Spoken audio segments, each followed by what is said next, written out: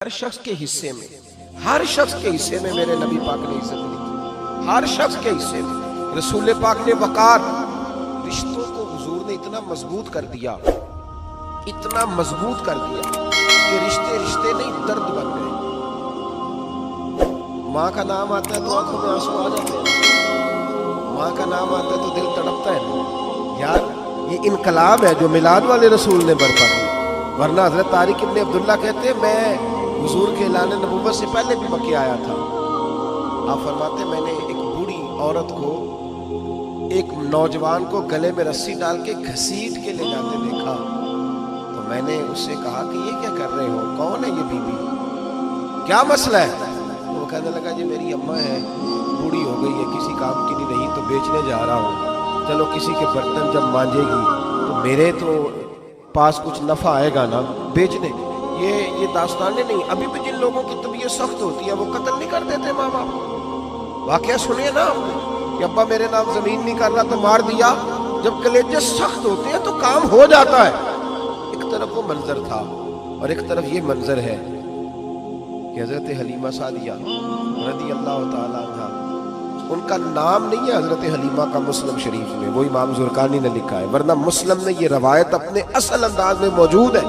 حضرت ابو ہریرہ رضی اللہ تعالیٰ عنہ فرماتے ہیں کہ جناب حلیمہ بوڑھی عورت، سادی عورت، اگر آپ کبھی معاشرتی لحاظ سے حضرت حلیمہ کا انداز دیکھیں گے نا، توجہ ہے میری بات پر، سمجھ آ رہی ہے آپ حضرات کو؟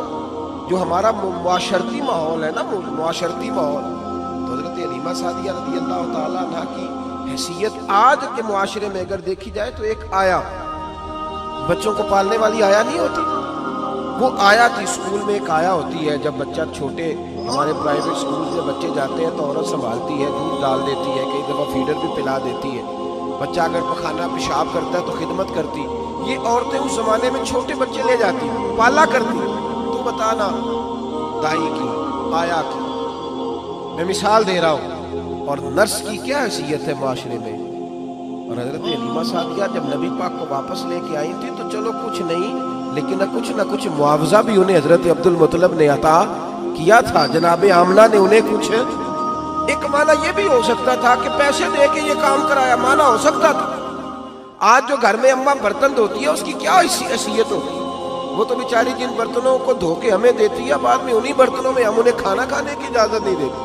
لیکن میرے رسول پاک نے رشتوں کو عزت دے دی، اس طرح کی عزت دی کہ جناب حلیمہ مسجد نبوی کا دروازہ گزری ہی تھی کہ حضرت ابو ہریرہ فرماتے ہیں نبی پاک منبر پر اٹھ کے کھڑے ہو گئے، رسول پاک کھڑے ہوئے، نبی پاک۔ میں کبھی کبھی یہ روایت دیکھتا ہوں تو میرا دل کرتا ہے میں اپنے آپ سے پوچھوں، میرا دل کرتا ہے میں اپنے یاروں دوستوں، خطباء سے، واعظین سے، پیروں سے، مشائخ سے پوچھوں کہ تو بھی بتا، جب تو شاگردوں کو پڑھا رہا ہوتا ہے اور تیرے ابا جی آتے ہیں تو کبھی اٹھ کے کھڑا ہوا ہے؟ اپنے جیسے لوگوں سے، اچھے علماء کی بات نہیں کرتا، کبھی سوال کرو۔ یہ بڑا مشکل کام ہوتا ہے، بڑا مشکل کہ عالم دین تقریر کر رہا، والد آ جائے، بندہ اٹھ کے کھڑا ہو، لیکن رسول پاک نے عزتیں دی، وقار دیا۔ جناب حلیمہ داخل ہوئی تو حضور منبر پہ کھڑے ہوئے اور اتنی تیزی سے حضور آگے بڑھے، اپنی چادر کو اتارا اور پھر میرے رسول نے زمین پہ بچھایا، اور پھر حضرت حلیمہ سعدیہ بیٹھ گئی۔ اور جناب ابو ہریرہ فرماتے ہیں جتنی دیر نبی پاک ان کے سامنے بیٹھے رہے اتحیات کی حالت میں بیٹھے رہے۔ حضور نے رشتوں کو وہ وقار دیا، وہ حسن دیا کہ رشتے درد بن گئے ہیں۔ اب ماں کا نام دل میں بعد میں آتا ہے، زبان میں بعد میں آتا ہے، آنسو پہلے آتے ہیں۔ اب ماں کا رشتہ ایک وقار ہے، ایک حسن۔ الحاوی للفتاوی میں امام جلال الدین سیوطی رحمۃ اللہ نے لکھا ہے فتح مکہ کے بعد نا کمال ہو گیا، ورائیت الناس یدخلون فی دین اللہ افواجا، فوجوں کی فوجیں دین میں آ گئی۔ ایک زمانہ تنہائیوں کا ہوتا ہے، ایک عروج کا ہوتا ہے، عروج کے زمانے میں بڑے تعلق، بڑے رش، بڑی باتیں۔ اب حال یہ تھا فتح مکہ کے بعد کہ پہلے تو ایک آدھ آدمی کلمہ پڑھتا تھا، فوجوں کی فوجیں آتی۔ ایک دن نہ نبی پاک نماز پڑھانے آئے مسجد، میرے نبی پاک صلی اللہ علیہ وسلم نے مسجد میں آئے تو مسجد کھچا کھچ بھری ہوئی، گلیاں بھی بھری، 10,000 کے قریب لوگ مدینے میں جمع حضور کے پیچھے نماز پڑھنے کے، پڑھیے صلی اللہ علیہ وسلم۔ نبی پاک صلی اللہ علیہ وسلم تشریف لائے نا، جیسے ہی مسجد میں داخل ہوئے تو 10,000 کا مجمع اٹھ کے کھڑا ہو گیا. ہمارے لیے جب لوگ کھڑے ہوتے ہیں تو ہماری آنکھیں پردم نہیں ہوتی، بلکہ ہم اپنا حق سمجھتے ہیں. ہم کہتے ہیں ان کا بنتا ہے کھڑے ہونا، حالانکہ بھائی دنیا سب کے لیے کھڑی نہیں ہوتی. جب کوئی کھڑا ہونا تو نظر جھک جانی چاہیے، اور تیرے دل میں خیال آنا چاہیے کہ یا اللہ مجھ پہ رحم بھی رکھنا، اے اللہ میری پردہ پوشی کرنا، یا اللہ یہ تیری دی ہوئی عزت ہے، مہربانی کر خفیہ تدبیر سے محفوظ پر. لیکن ہمیں احساس نہیں ہوتا الا ماشاء اللہ. اللہ کے محبوب داخل ہوئے تو 10,000 کا مجمع کھڑا ہو گیا. 10,000 آدمی کھڑا ہو تو ایک کیف بنتا ہے. میرے جیسا آدمی تو ویسکوٹ سیدھی کرنے لگ جاتا ہے نا کہ بڑی شان ہے جناب، کالر ٹھیک کر لو، دستار سیدھی کر لو، کیا بات. اتنے لوگ بھی کبھی کسی کے گاڑی کے پیچھے بھاگے. لیکن نبی پاک کا انداز کیا تھا؟ رسول پاک کی آنکھوں میں آنسو. 10,000 آدمی کھڑا ہوگا، حضور رو پڑے اور اتنا روئے کہ جناب ابو ہریرہ رضی اللہ تعالیٰ عنہ فرماتے ہیں کہ میں نے نبی پاک کے سینے سے آواز نکلتی دیکھی. جب آدمی زیادہ روتا ہے تو سینے سے آواز آتی ہے. حضور روئے کہ سینے سے آواز آئی. آپ فرماتے ہیں پھر حضور نے آنسو پوچھے، پھر نماز مکمل ہوئی.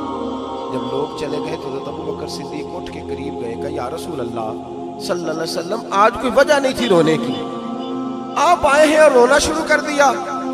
میرے محبوب فرمانے لگے آج جب میں نے اپنی وہ شانیں دیکھی، وہ مقام دیکھا تو مجھے اپنی اماں کی یاد آ گئی. ماں کی یاد، رشتوں کو وہ عزت دی، وہ وقار دیا، وہ حسن دیا.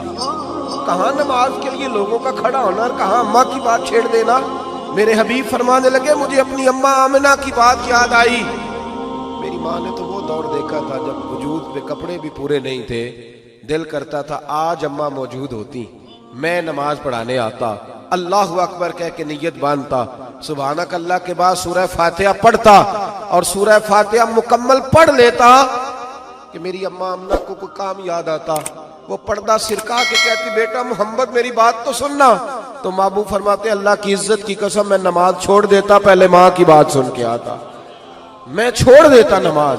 وقار دے دیا، وقار، وہ حسن بخشا، وہ توانائی بخشی. کہتے پہلے تو حضور رو رہے تھے نا، جب حضور نے وضاحت کی تو پھر سارے رونے لگ گئے، پھر سب رونے لگ گئے. پھر اپنا اپنا درد، اپنا اپنا ذوق، اپنا اپنا شوق. کیوں نہیں تو ماں کو عزت دیتا؟ کیوں نہیں تو چند گھڑیاں باپ کو ٹائم دیتا؟